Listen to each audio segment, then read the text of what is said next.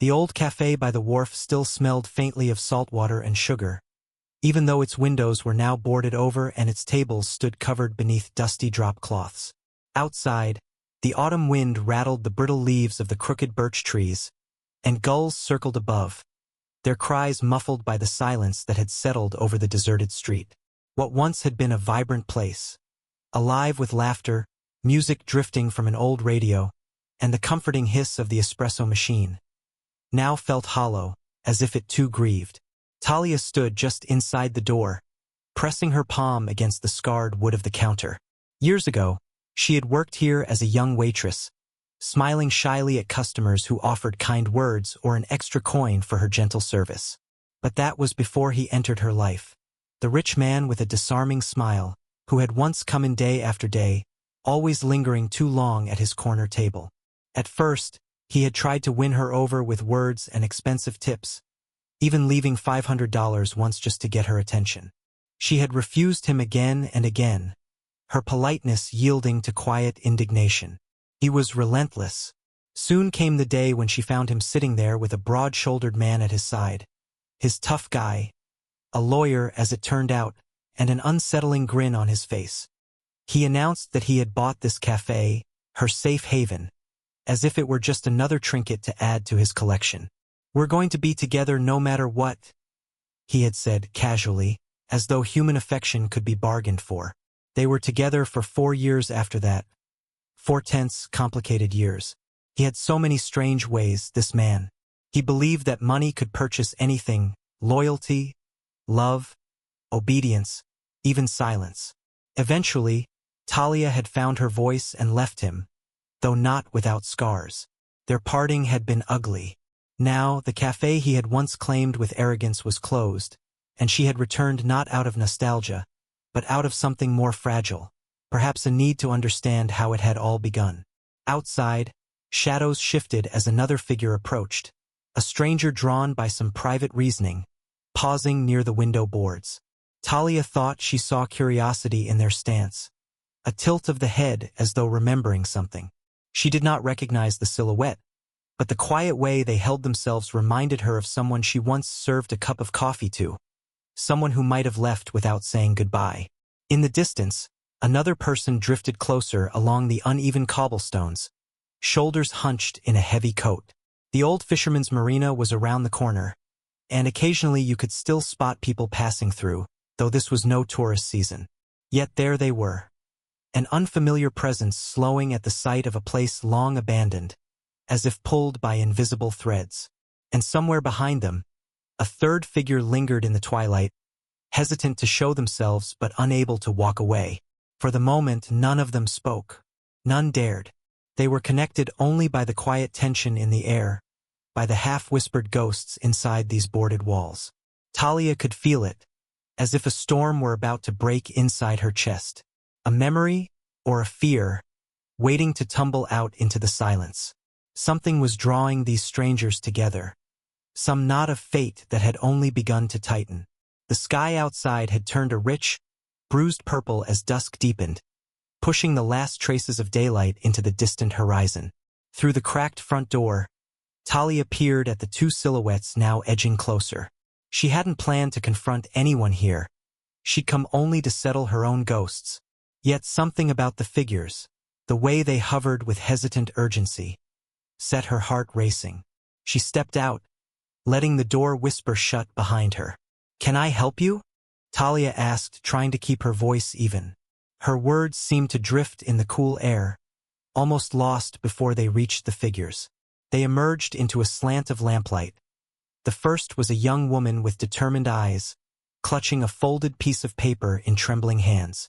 Her hair was pulled tight beneath a dark knit cap, and her gaze flicked nervously between Talia and the abandoned café. The other was a wiry man in his 50s, beard salted with gray, looking as if he had walked a great distance with too many regrets stitched into the lines of his face. He wore a coat with missing buttons, as if he'd left in a hurry one day and never replaced them. "I'm not sure," said the young woman finally. I think I'm looking for someone who used to work here. A waitress. I heard stories about this place." Her eyes traveled over the weathered sign above the door, then back to Talia's face. "You wouldn't happen to know anything about it, would you?" Talia's heart clenched. "I'm Talia," she said simply. "I was a waitress here once." Before the young woman could reply, the older man stepped forward. His boots scraped the pavement, and when he spoke, his voice held a nervous kindness. "I've passed this café 1,000 times and never stopped, but today, I felt drawn here."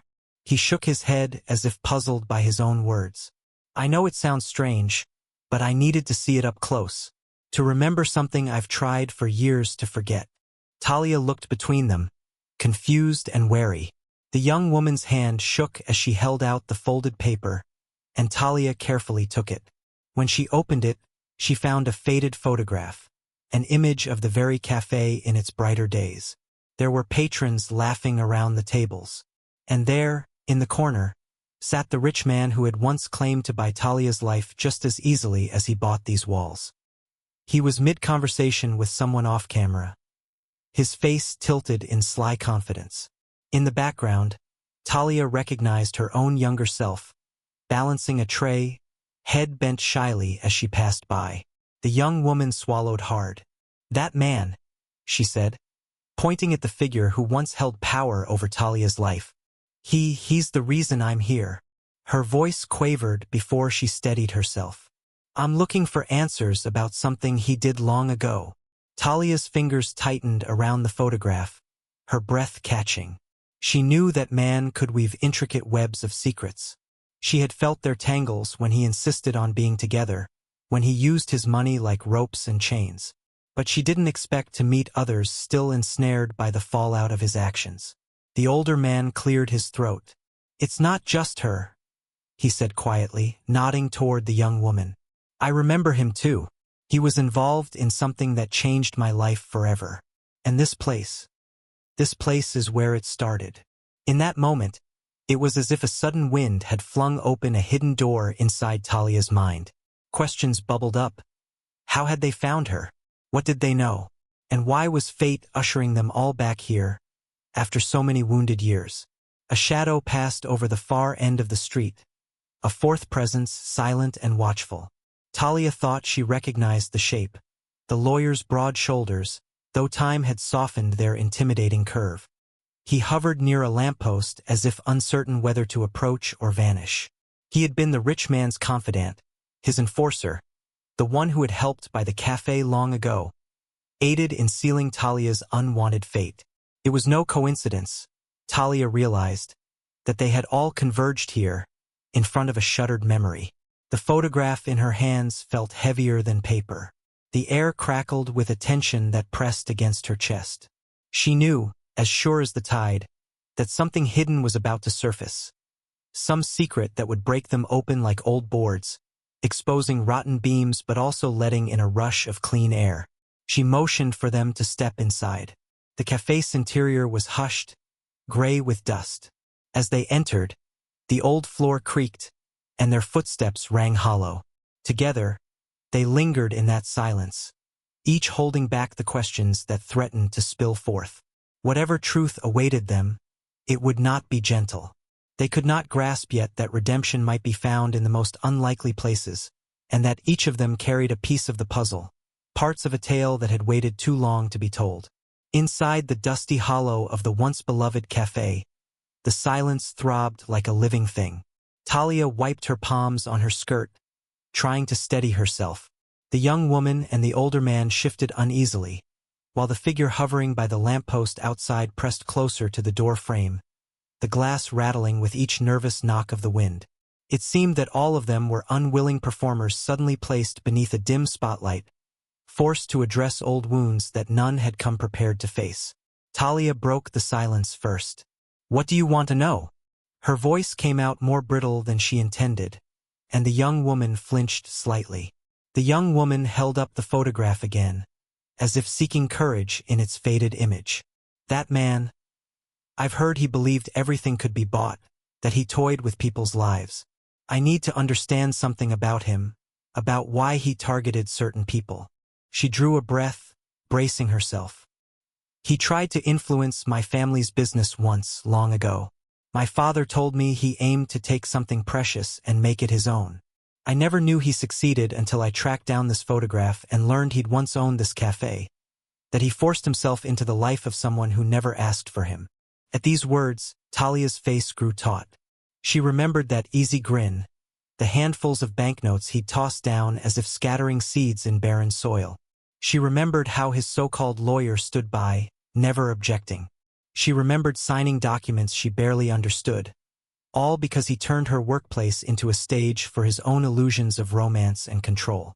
Even now, her heart flared with anger at the recollection. The older man cleared his throat. "You're not the only one who suffered," he said softly, eyes downcast. "I once handled freight down at the marina. He paid me to look the other way while he moved certain shipments, ledgers, documents, even people who came and went in silence. I told myself I was just a dock worker. What business was it of mine? But I knew.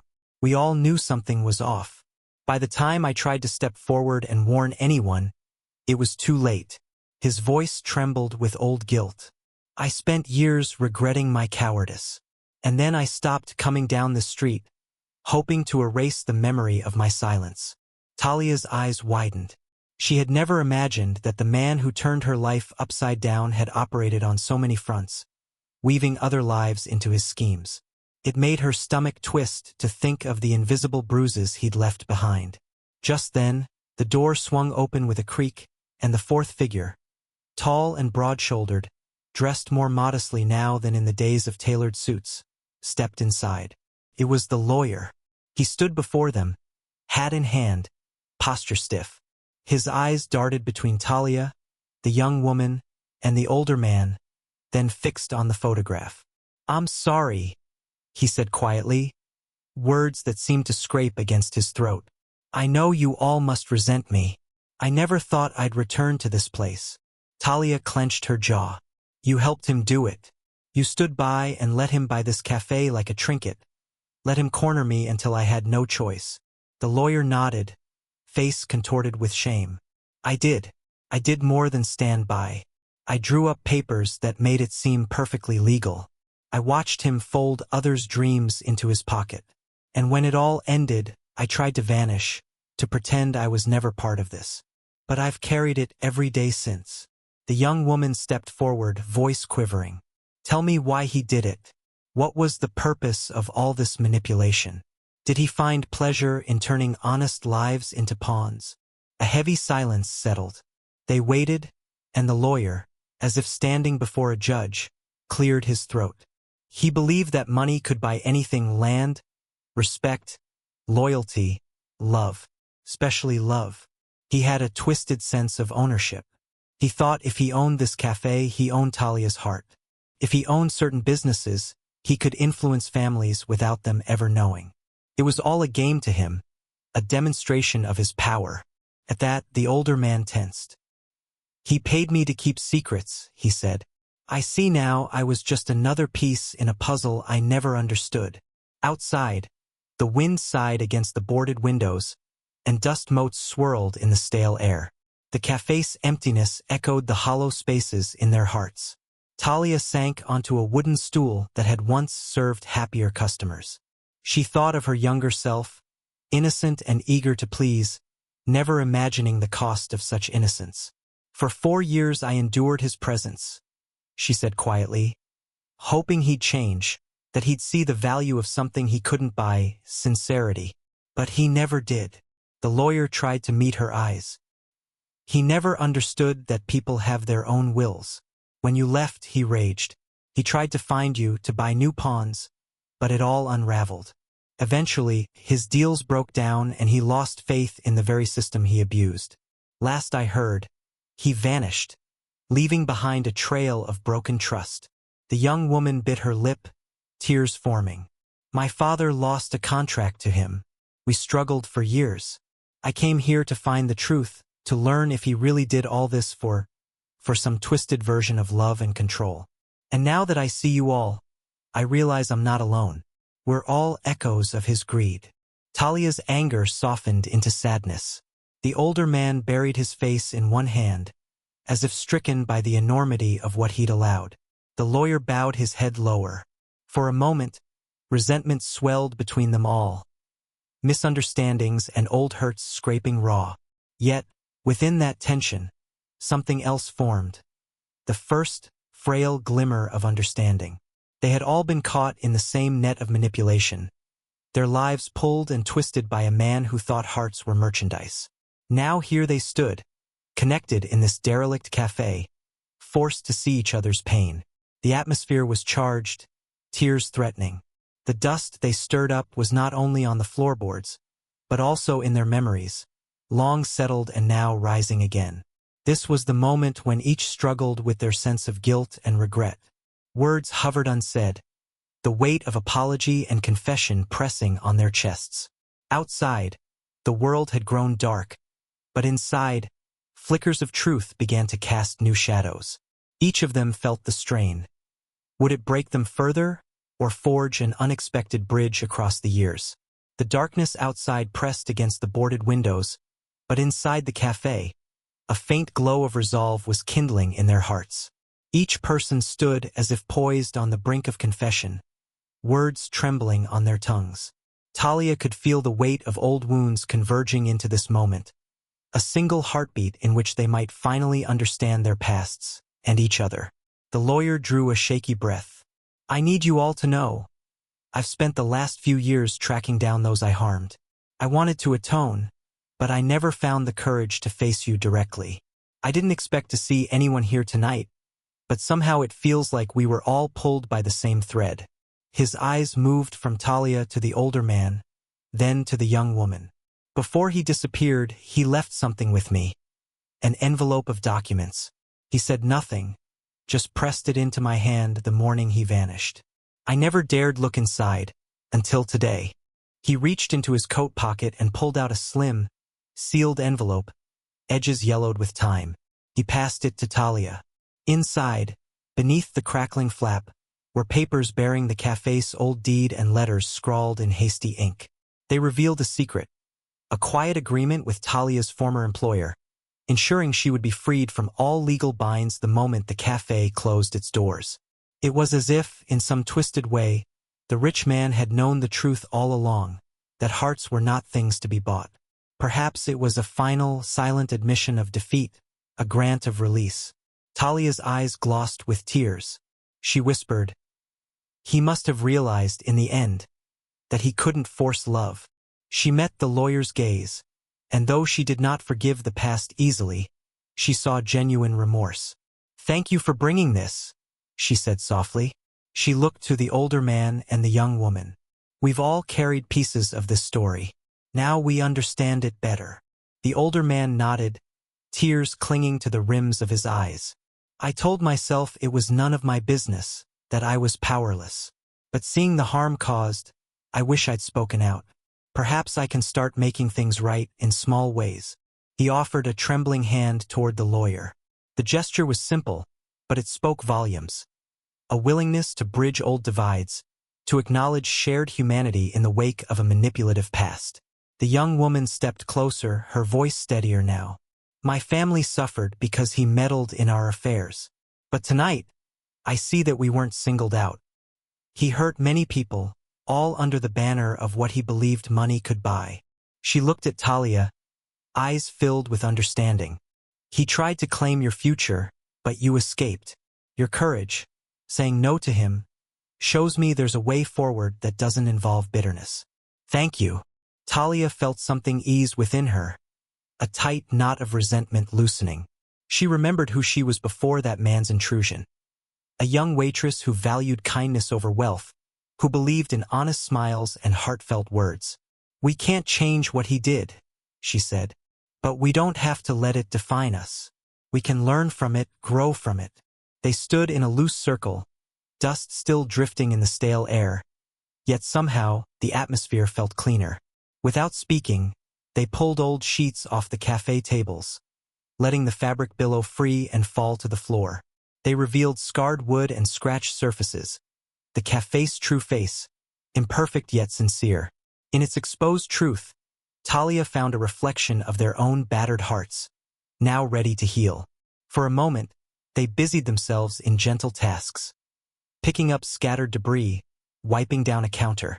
In their gestures, something like forgiveness took shape, not just forgiveness of each other, but forgiveness of themselves. The cafe would never return to its glory days under that old name, but perhaps it could be something else, a gathering place for new beginnings. As midnight approached, they drifted outside beneath a sky prickled with stars. The young woman tucked the photograph into her coat, a reminder of what brought her here and what she'd leave behind. The older man placed a steadying hand on her shoulder, and she nodded, grateful. The lawyer stepped away, head bowed, but lighter somehow, as if relieved of a secret burden. Talia lingered at the threshold. One last look at the boards and beams that once imprisoned her fate. "I don't know what tomorrow will bring," she said quietly, "but I feel unbound. I see now that we were all entangled by a man who misunderstood the worth of a human heart." She touched the doorframe gently, as if to thank it for bearing witness. "We found something he never did, understanding.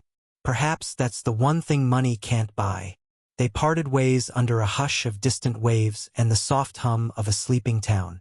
Each carried a renewed sense of purpose, a determination to shape their futures with honesty and compassion. In their silent vows and knowing glances, they marked a turning point. Talia walked down the wharf, the tang of salt air in her lungs. She would not dwell in anger anymore. She recognized that, though the past was stained with loss and regret, it had also led her here, to this moment of quiet grace. As she looked toward the horizon, the distant lights glimmered like scattered coins on dark water. They reminded her of an old truth. No matter what is bought or lost, hope endures, and with it, the promise of redemption and peace.